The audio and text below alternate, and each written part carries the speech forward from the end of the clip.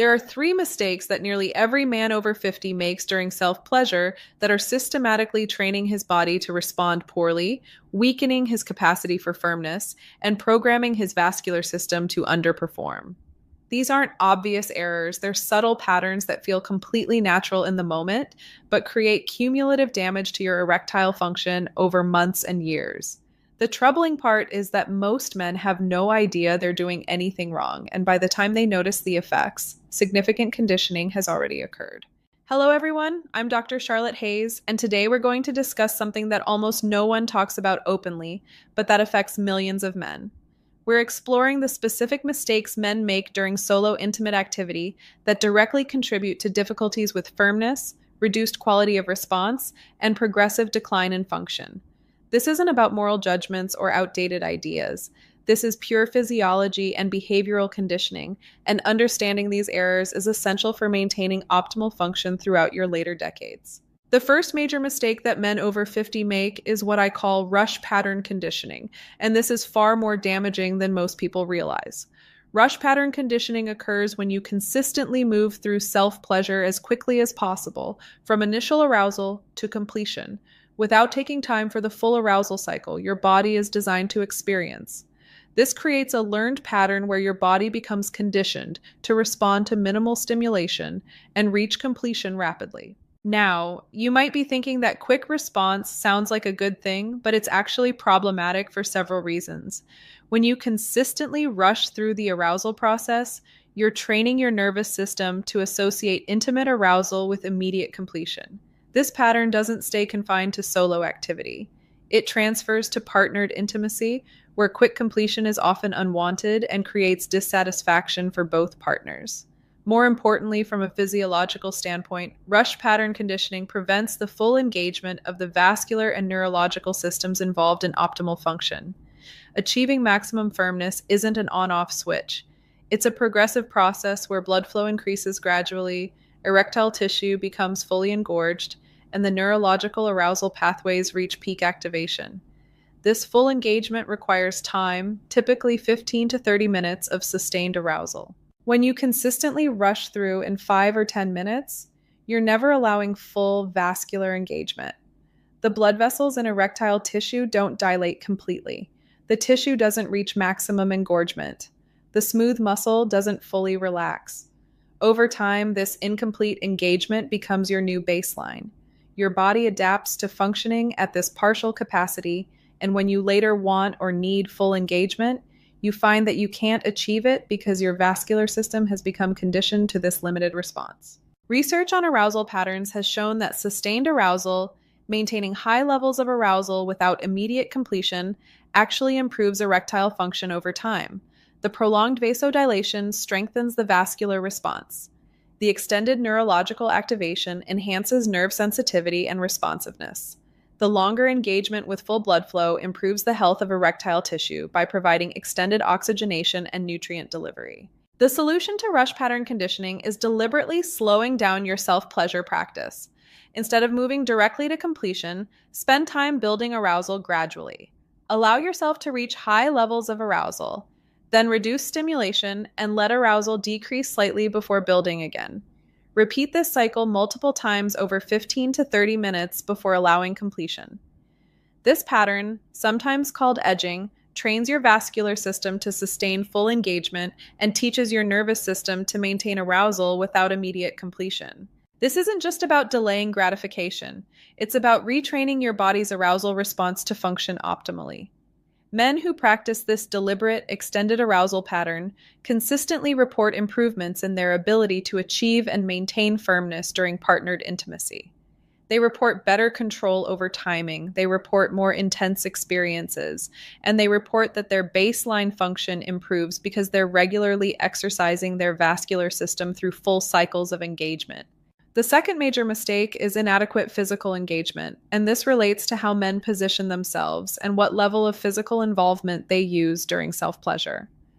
Many men over 50 have settled into patterns where they're completely passive physically, often lying in bed or sitting in a chair with minimal body movement and minimal physical engagement beyond the specific stimulation of genital tissue. This physical passivity creates several problems. First, It fails to engage the cardiovascular system in ways that support optimal blood flow. During partnered intimate activity, your entire body is typically engaged. Your heart rate increases, your breathing deepens, your muscles activate. This full body engagement supports the cardiovascular response that delivers blood flow to all tissues, including erectile tissue. When you're completely passive during self-pleasure, your cardiovascular system doesn't activate fully. Your heart rate might increase slightly, but nothing like what occurs during more physically engaged activity. This means blood flow doesn't increase throughout your body to the same degree, and the blood flow to erectile tissue is less than optimal. Second, physical passivity fails to engage the pelvic floor muscles that play crucial roles in erectile function. The pelvic floor includes the pubococcygeus muscle and other muscles that support blood flow to the penis, contribute to firmness, and are involved in the rhythmic contractions of completion. When these muscles are strong and well-conditioned, they enhance function. When they're weak or poorly conditioned, function suffers. Passive self-pleasure patterns don't engage these pelvic floor muscles meaningfully. You're not providing the resistance and activation that would strengthen them. Over time, this contributes to weakening of these crucial muscles, which manifests as reduced firmness quality, difficulty maintaining firmness, and weaker sensations during intimate activity. Third, physical passivity during self-pleasure creates a mismatch with the physical engagement required during partnered intimacy.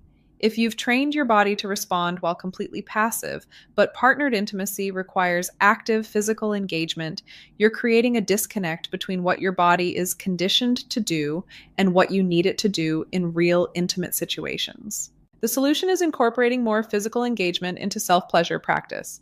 Instead of lying completely still, try positions that require more muscle engagement. Standing positions engage your legs and core. Positions that involve some movement of your hips engage your pelvic floor and gluteal muscles. Intentionally contracting and releasing your pelvic floor muscles during arousal strengthens these crucial muscles and improves their coordination with arousal responses. You can also incorporate cardiovascular activation by doing some light physical activity before self-pleasure to elevate your heart rate, or by incorporating movement during the practice itself. The goal is training your body to associate arousal and function with active physical engagement rather than complete passivity. Research on pelvic floor function has clearly shown that men with stronger pelvic floor muscles have better erectile function, better control over timing, and more intense experiences.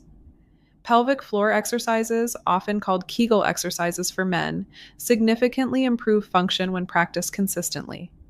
Incorporating pelvic floor engagement into self-pleasure provides both the strengthening benefits and the functional integration of training these muscles in the context where you actually need them to perform. The third major mistake, and this is perhaps the most insidious because it seems completely harmless, is excessive reliance on intense stimulation. As men age and notice that arousal and firmness don't come as easily as they once did, there's a natural tendency to increase stimulation intensity to compensate. This might mean using a firmer grip, faster movements, or more intense techniques to achieve and maintain arousal. The problem is that this creates a progressive desensitization cycle. When you consistently use high-intensity stimulation, you're raising the threshold of what's required for arousal. Your nervous system adapts to this intensity level and begins requiring it for response. Moderate or light stimulation, which should be sufficient for arousal, becomes inadequate because your nervous system has been recalibrated to respond only to intense stimulation. This desensitization has serious implications for partnered intimacy. The stimulation available during partnered activity is typically less intense than what can be created during solo activity with a firm grip and rapid movement. If your nervous system has been conditioned to require intense stimulation for response, the relatively gentler stimulation of partnered activity may be insufficient to maintain arousal and firmness. This is a common but rarely discussed mechanism behind difficulties that many men experience where they can achieve firmness during solo activity, but struggle during partnered intimacy. It's not primarily a psychological issue, though psychological factors certainly play a role. It's a conditioning issue where the nervous system has been trained to respond to a level and type of stimulation that's different from what's available during partnered activity. The desensitization also contributes to reduced sensitivity during intimate activity.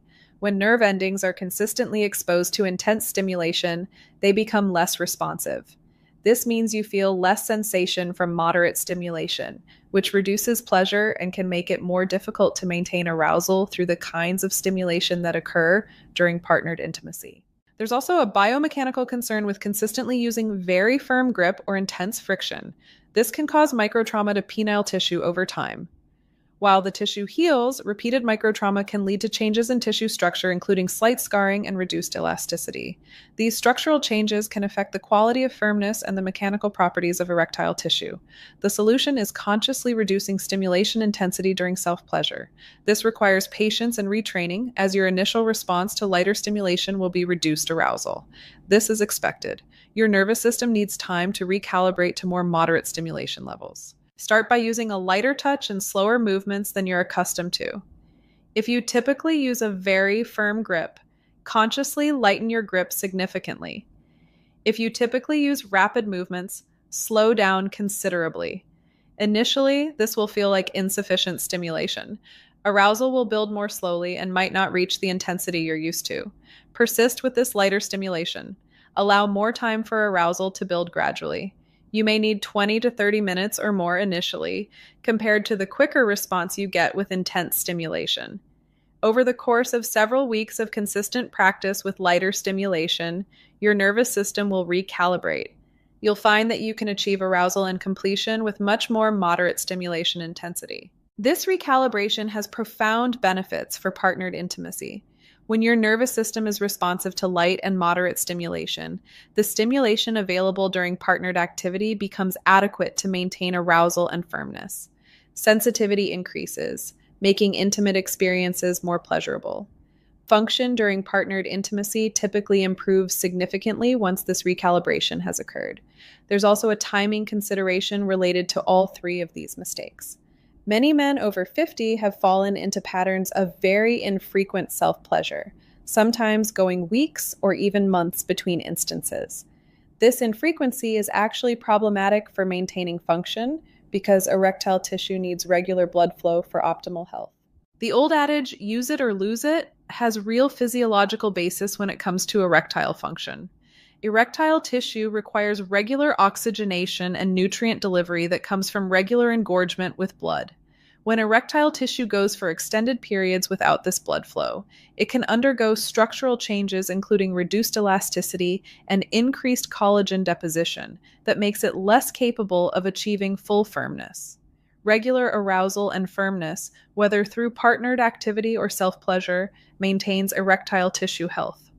Research has shown that men who have more frequent intimate activity, whether partnered or solo, maintain better erectile function as they age compared to men with very infrequent activity. The optimal frequency appears to be 2 to 3 times per week minimum for maintaining tissue health. This doesn't mean you need to reach completion each time. Even regular arousal and partial firmness without completion provides the blood flow benefits that maintain tissue health. Combining optimal frequency with the corrections for the 3 major mistakes creates a comprehensive approach to maintaining and even improving function through self-pleasure practice. Have regular sessions at least 2 to 3 times per week. Make these sessions extended, 15 to 30 minutes or longer, with focus on building and maintaining arousal rather than rushing to completion. Incorporate physical engagement and pelvic floor activation. Use light to moderate stimulation intensity rather than intense stimulation. This approach transforms self-pleasure from a potential contributor to declining function into a therapeutic practice that actively maintains and improves your capabilities. You're training your vascular system through regular full engagement. You're strengthening pelvic floor muscles. You're maintaining sensitivity to appropriate levels of stimulation. You're conditioning your body to sustain arousal and function optimally. It's worth addressing the psychological aspects as well, though we're focusing primarily on the physiological. The way you approach self-pleasure mentally affects your experience and the physical responses. Approaching it with presence and awareness rather than as a rushed mechanical release enhances both the immediate experience and the conditioning effects. Mindfulness practices during self-pleasure, where you focus attention on physical sensations and stay present with the experience rather than distracting yourself with external stimuli, enhance neurological integration, and can improve the mind body connection involved in arousal and function. Many men use external stimuli like videos or images during self pleasure,